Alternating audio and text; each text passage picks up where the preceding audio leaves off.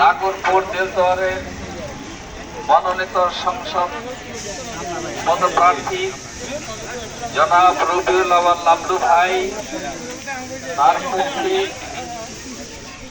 আমরা যারা এখানে উপস্থিত হয়েছি, আমরা দানের শীষের পক্ষে আগামী 12 তারিখ পর্যন্ত নিজের জীবনকে উৎসর্গ করে দিয়ে আমরা নির্বাচন পরিচালনা করে যাব। সংগ্রামীর সাথে বন্ধুরা, আপনারা সকলে অবগত আছে আজকে আমরা যেইভাবে কথা বলতে পারতেছি, গত 24শে জুলাই আগস্টের 5 তারিখের আগ পর্যন্ত আমরা খোলা মাঠে কোনো কথা বলতে পারি নাই।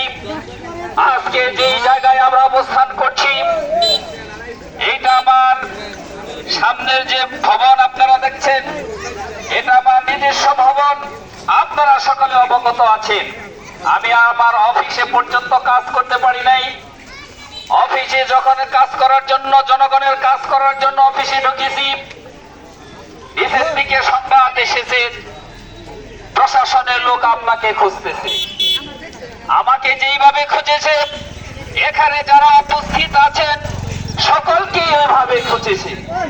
সংগ্রামী ছাত্র বন্ধুরা, আমরা যদি ভুল করি আবারও সেই 24-এর আগের অবস্থান সৃষ্টি হতে পারে।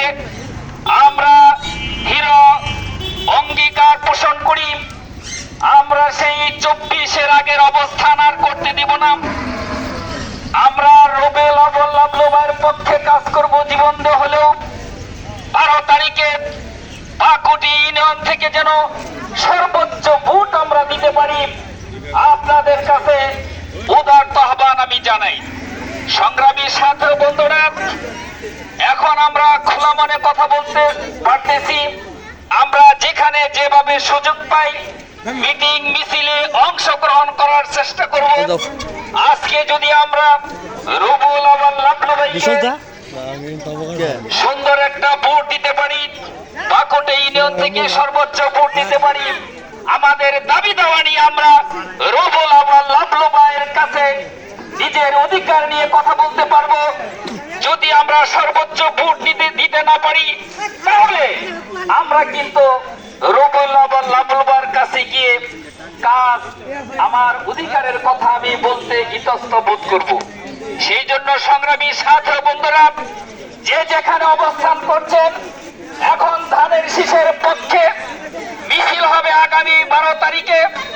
মা বোনেরা, সর্বস্তরের জনগণ যেন ধানের শীষের পক্ষে ভোট দেয় এবং রবিউল আওয়াল লাবলু ভাইয়ের জন্য দোয়া করে, তারেক রহমানের জন্য দোয়া করে।